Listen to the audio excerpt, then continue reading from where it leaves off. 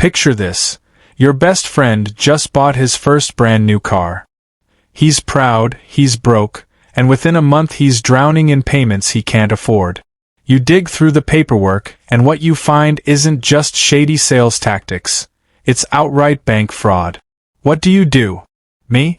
I marched into that dealership and walked out with my friend in a better car, without paying a dime more. Here's how it went down. If you've ever been ripped off by a dealership or felt powerless against a big company, this story's for you. Smash that like button if you've ever wanted to see justice served. And don't forget to subscribe for more true-life revenge stories where the little guy wins. It was January 2020. My friend, let's call him Mark, was a shift supervisor at McDonald's. $10.25 an hour, maybe 30 hours a week. A modest paycheck, but he worked hard. One snowy morning he showed up at my door beaming. "Check it out," he said, holding up a key fob. Outside was a gleaming brand new car, still wearing its dealer plate. I smiled at first. Then he told me the numbers.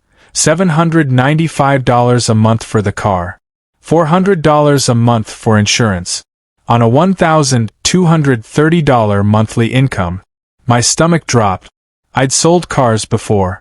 I knew the industry's tricks, and I knew right then that Mark had been played. I sat at my kitchen table with Mark's paperwork spread out like a crime scene. Extended warranties marked up.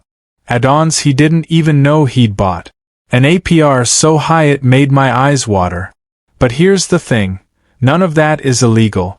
Predatory? Sure. But legal.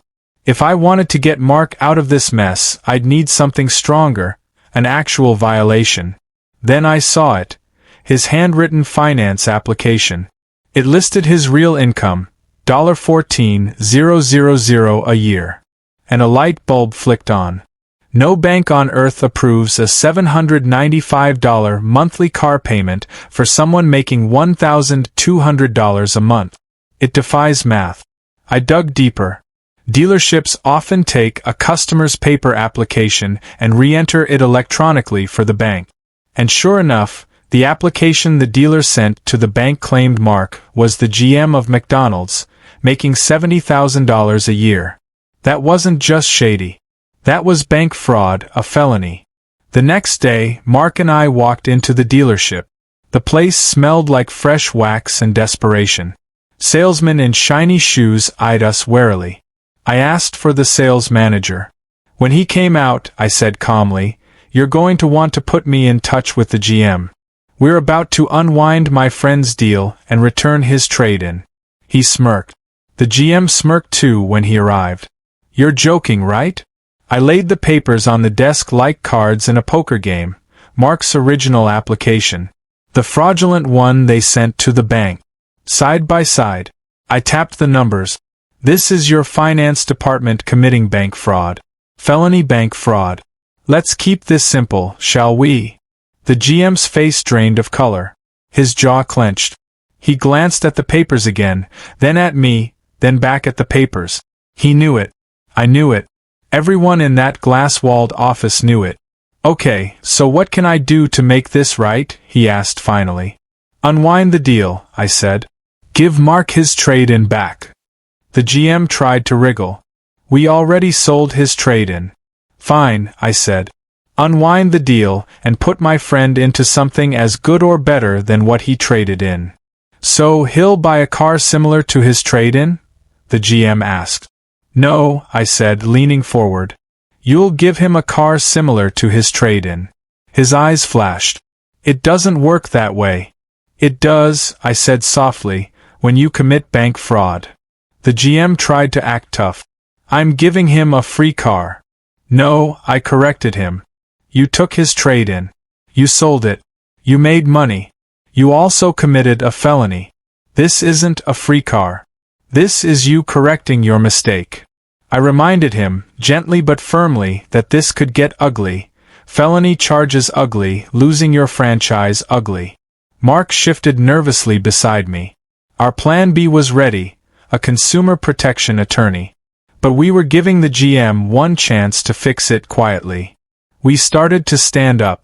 "Wait," the GM said. Give me a second. He disappeared into a back office. Mark and I sat in tense silence, the tick-tick of a wall clock loud in my ears. He came back offering a 2007 Focus with 10,000 more miles. I shook my head. Better than that. He bristled.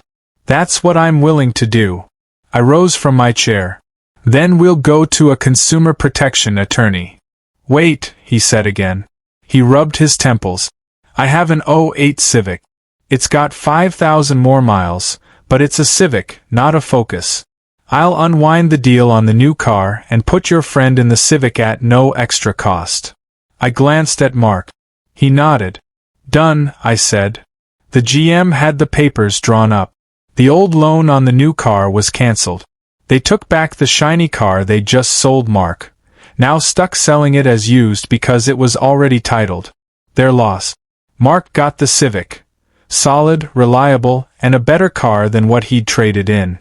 He could get to work the next day without drowning in debt. And the dealership? They got a costly lesson in messing with the wrong people. I walked out of that dealership with Mark at my side, the keys to his new Civic in his hand. He was grinning ear to ear, part relief, part disbelief. Behind us, the GM stood at the glass doors, scowling, knowing he'd just dodged a felony but taken a financial hit.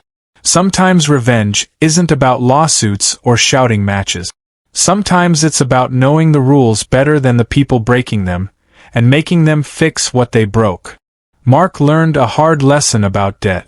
The dealership learned an even harder one about honesty. And I learned that patience and paperwork can be more powerful than any lawyer. In the end, justice wasn't just satisfying, it was immediate.